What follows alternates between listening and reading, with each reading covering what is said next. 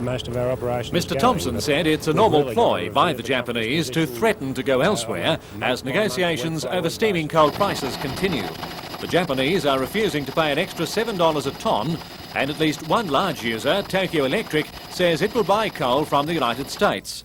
Mr. Thompson rejects this, saying the markets once were America's and that the domestic demand in the United States is on the increase anyway. Australian suppliers are used to the Japanese tough stand, but they will not sell at less than production cost, and negotiators will eventually arrive at a satisfactory price commensurate with market share. The Coal and Allied chief also said Japan regards Australia as a reliable and economical source of coal and rejected claims that our ports aren't up to world standards. Mr. Thompson said the industry has a problem with port and rail charges, but if they and production costs can be reduced, the industry will be viable. The Coal Industry Tribunal was still sitting late this afternoon, considering a union application for a delay in implementing a new award designed to provide more flexible production, 8 hours a day, 6 days a week, all year round.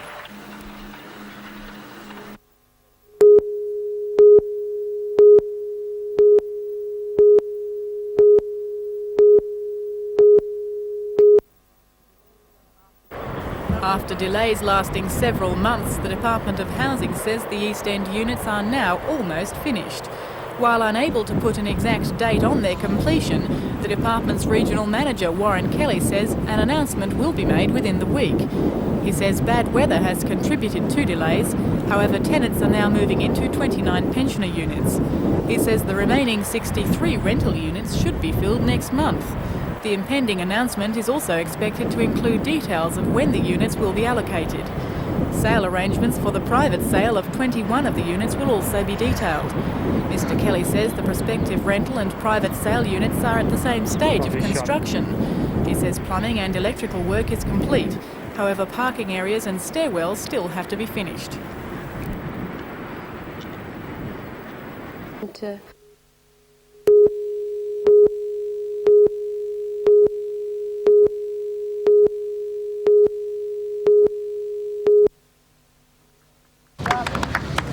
Jim's role today was purely ceremonial, starting proceedings bowling the first jack of the day. He's been playing for 25 years. Since he lives just a 5-minute drive down the road, the 88-year-old is a regular at the club. Jim reckons bowling is a saviour for the older members of our community. I often think, what would these old blokes be doing, and the women especially, when they get to 70? They sort of go to the pack. But today, it's take the women. They dress well, they have hairdos every week, I think, and they make themselves look younger, and they keep them young. Well, if they were still old, you can imagine what they'd be doing. What would they be doing from that age on? On a more serious note, 160 bowlers from all over the state have entered today's Invitation Fours. It's the 75th anniversary of the East Maitland Club, and the top standard of bowling in this tournament is a fine birthday present. There are a host of white pocket or state players competing, including Jack Spoor from Talara, Kevin Franklin from Maitland, and Trevor Johns from East Maitland. International players Faye Craig and Eve Wiltshire are also matching their skills with the men. Each team of 4 plays 6 games of 21 ends over 3 days of competition, with the best performed team winning $4,000 in prize money.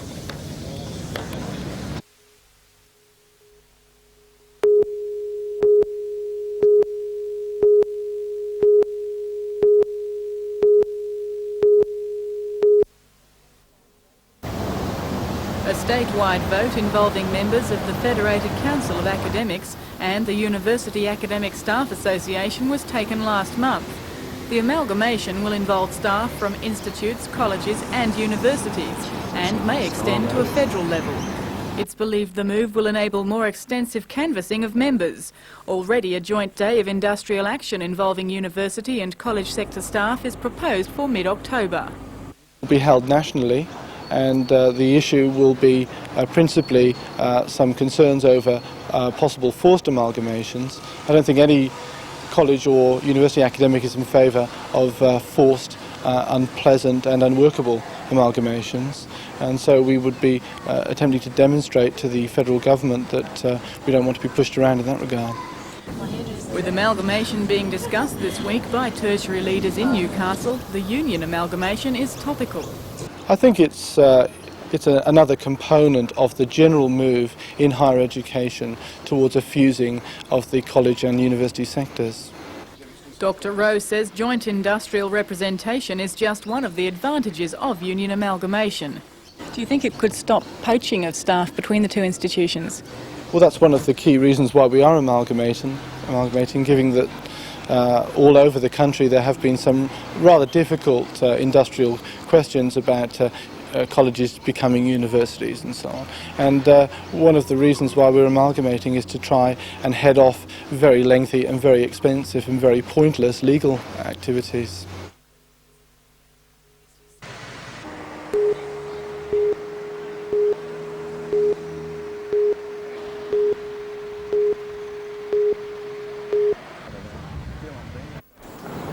Newcastle's main container handling depot was very quiet today, as it will be until drivers go back to work.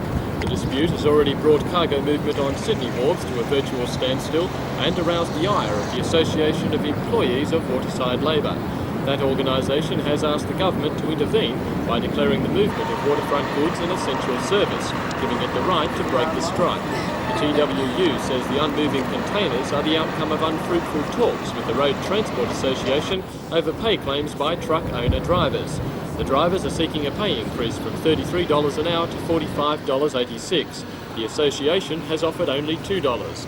According to Newcastle Branch Secretary Barry Choi, many drivers are paying off $100,000 trucks and have long been grossly underpaid.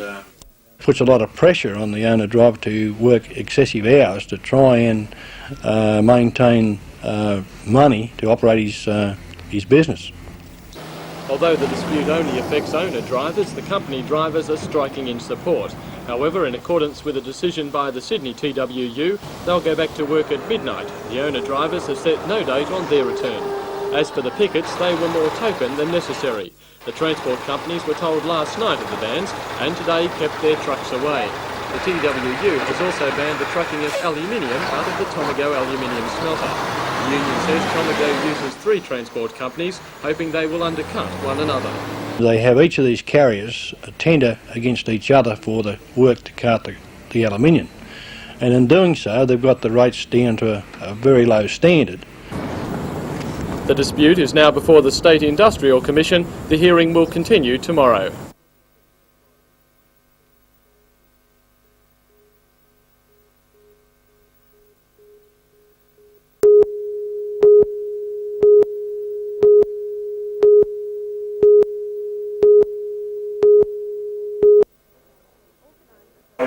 Organisers of last night's meeting, the Hunter branch of the Australian Conservation Foundation, say it was called in a desperate attempt to alert the state government to the environmental problems of the region. Local conservationists say the Hunter is being ignored by governments and now have begun a push to have it added to the state's environmental agenda. High on their priority list was the Caves Beach proposal. They put a suggestion to the minister to have the area placed in the hands of the National Park, but Mr Moore flatly refused, saying such action was short-sighted and of little good to anyone, a stand which later drew scathing criticism from Mr Milo Dunphy, local ACF councillor.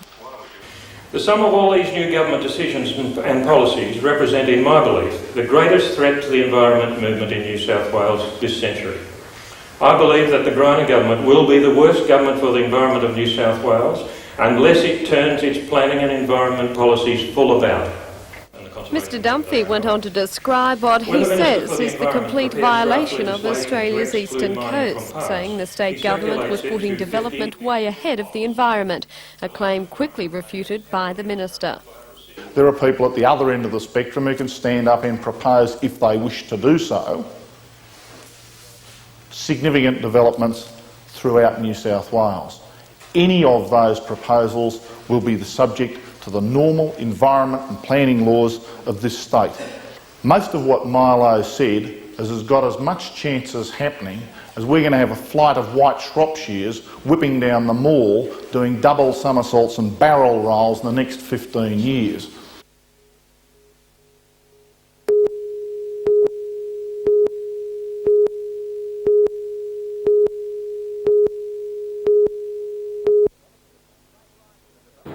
The development of the new motorcycle circuit will allow for an increased clay content in the car track, providing a faster, more suitable surface for sprint car and sedan racing. The Motordrome will feature many top competitions this season, including the 1988 Solo Championship, the $30,000 New South Wales Super Sedan Series, and a round of the $300,000 Winfield Sprint Car Series.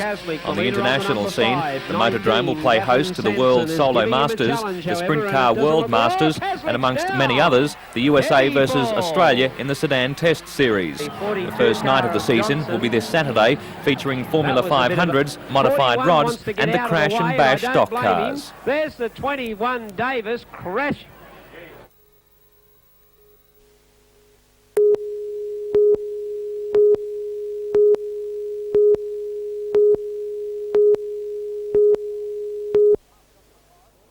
Hopped up the car. We'll see what happens now as both cars are staged and ready to go. This is the final. LaHaye seems to have gotten out just a little bit quicker, but here comes Gwynn. Gwynn on the high side is going to win the race, but this is the kind of facility the Newcastle Motor Racing Club wants. A drag strip where cars are able to top 350 kilometres an hour over a standing quarter mile.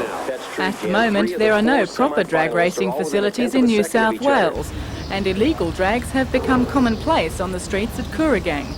Newcastle Motor Racing Club members met there with police and council representatives today to discuss their plans. Club promotions manager Jim Ryan says some community resistance is expected because of concern about noise. But he says the cars are noisy for only a matter of seconds. It's intended to build a 2.1 kilometre international standard drag strip at the club's base off Italia Road north of Raymond Terrace. The land is currently leased. It would have to be bought, and about $2.5 million would be needed to build the strip. Well, we'd like to get a developer to build the drag strip. We would like to own the land ourselves, but if that's not possible, get somebody to come in, buy the land and build the drag strip. How confident are you that will happen? I'm fairly confident. The club had an option to buy the land 5 years ago, but couldn't raise the funds then. Why is it so important that we have a drag strip? Well, as you know, recently the police have been booking people over here on Kooragang Island for illegal drag racing. We want to give them somewhere to race legally.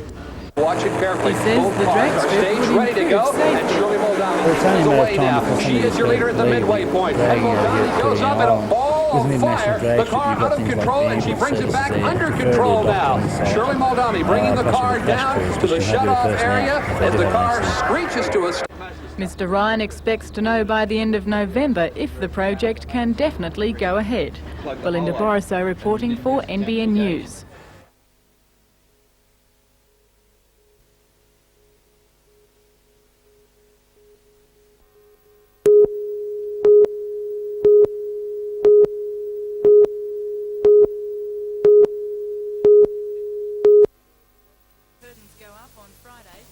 Even the world's greatest skaters need practice, and that is what Jane Torvill, Christopher Dean and their Russian co-stars have been doing since they arrived in Newcastle a week ago. Although this production has been worked and reworked for 4 months in the Soviet Union, it is extremely complex, and the skaters have refined their moves continually in preparation for tonight. And the end product will certainly not go unnoticed. 700,000 are expected to have seen the spectacle before it completes its Australia-wide tour in 5 months. That will more than pay off the $15.5 million it is costing to stage the extravaganza. After being washed out yesterday, Matara goers soaked up the sun today. And as always, holidaying youngsters...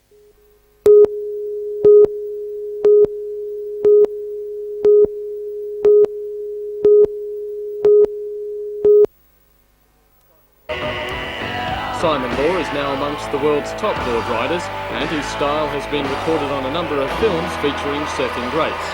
The 22-year-old grew up at Stockton, where his parents still live, but these days rarely gets home.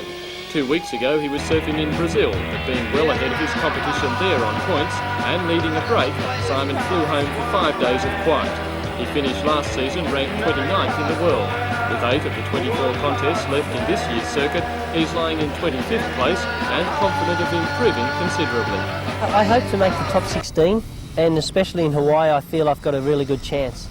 And what about the future for Simon Law? How far can you take it, do you think? Well, I feel I can take it to the top 10 and remain there for 5 or 6 years. That's my goal anyway. And perhaps joining Simon in years to come will be Chad Edzer. 14-year-old Chad from St Pius High was making the most of a tiny swell at Merewether today with good reason. He is practising hard for his debut in international competition. Chad is the only Newcastle surfer chosen to join the Australian junior team, which will travel to the USA next month for 3 weeks of competition. And if Chad has his way, it will be the beginning of something much bigger. Is this the start of a professional surfing career? Oh, I hope so. It'll be good. What are you doing towards that? Practising a lot? Yeah, I occasionally get coached by Terry McKenna. He helps me out a bit. And I'm just trying to free surf as much as possible.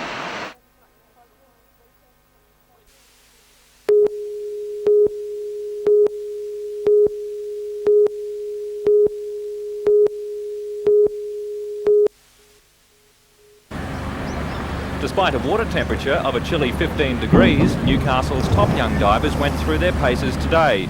During the winter months, while the Lambton pool has been closed, they've had to travel to Sydney up to twice a week to train. Next week's Winter Nationals are conducted on 1 and 3 metre boards only. Gary Stretton, the current number 2 in Australia off the 7 metre platform, will be doing his best in the 14 and 15 years age group. In the 16 to 18 years events, Evan Kaysen will be hoping to go better than his 4th placing last year.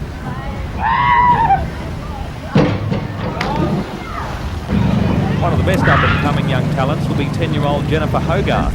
At the last Summer Nationals, the youngster won gold medals off both boards in the 11 years and underage group. Jennifer's 11-year-old sister Catherine won bronze in the same 2 events, with it looking good for the girls to take to Quinella this time round. Later in the season, Newcastle will play host to the state's top divers with the state country championships in January and the state 1 metre titles in February.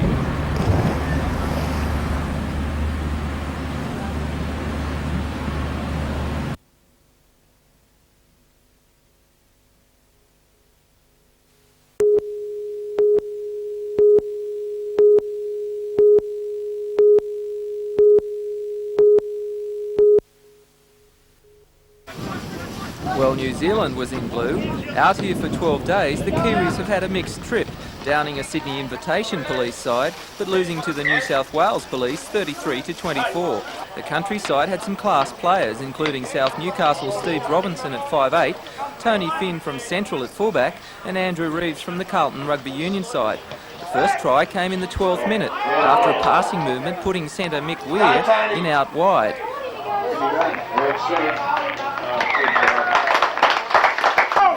5 minutes later, Bartlett barged over for the Kiwi Coppers. The half-time score was 12-10 to the locals, but it was a one-sided match from there.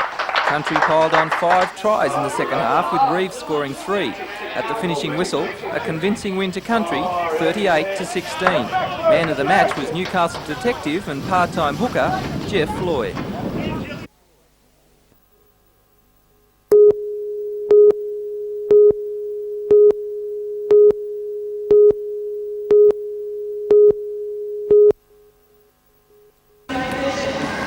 Father and son team, Ron and Paul Irving from Queensland, are up there with the best in world roller skating. 29-year-old Paul has been an Australian champion for 13 years and has won 2 bronze medals at World Championships. His 54-year-old father, Ron, was the professional champion of Great Britain 7 times and retired from competition in 1961, undefeated. 50 young students from Newcastle and throughout the state have been working hard to become the Torvills or Deans of the roller skating rink.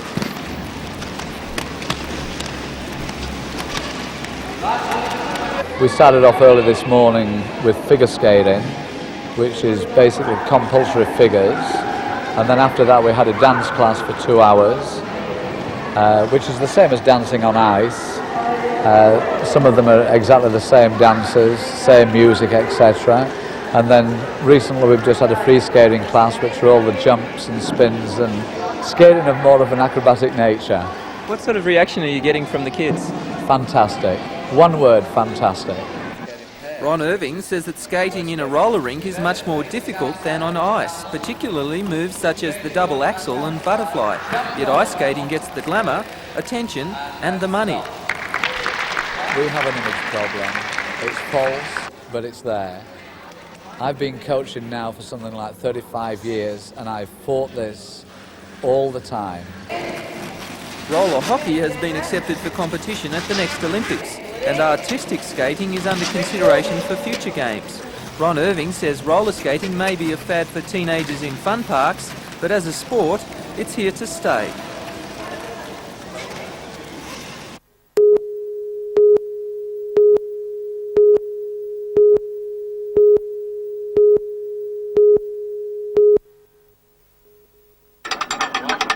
Yesterday, Scott Fitzsimmons was a novice game fisherman out for a bit of harmless fun in a Lake Macquarie fishing competition. Today, he's a world record holder in that very sport, simply by snaring himself one very big fish. This is the giant Mako that took a firm hold of Scott's line about 1:30 yesterday afternoon as he angled off his small fishing boat Pee-Pee about 8 kilometres off Newcastle. For the next 2 hours, a battle waged as Scott and the fishermen accompanying him attempted to pull the big fella in. Eventually, they did win their fight, and just a short while later, the big Mako was tied up for all to see, and certainly its size did turn plenty of heads. The shark's 392-kilogram weigh-in easily beat the former record set 17 years ago, when a 387-kilogram catch was reeled in at Port Stephens. Of course, it's a feat Scott isn't going to easily forget, and to ensure those memories linger on, he's going to have those big jaws mounted.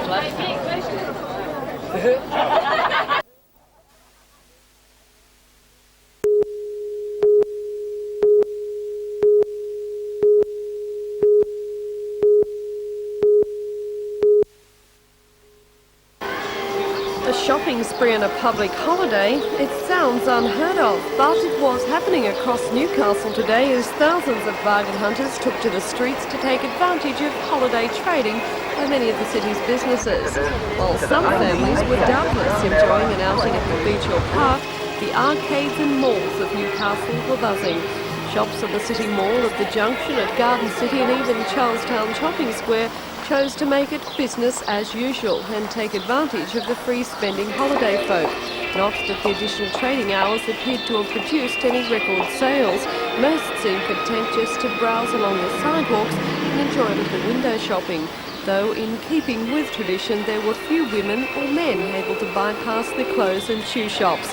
But with blue skies and sunshine, there were many who had no trouble finding other methods to keep occupied, such as a spin in the ever-popular silly cycles on the foreshore, a temptation even our camera crew just found too good to pass up.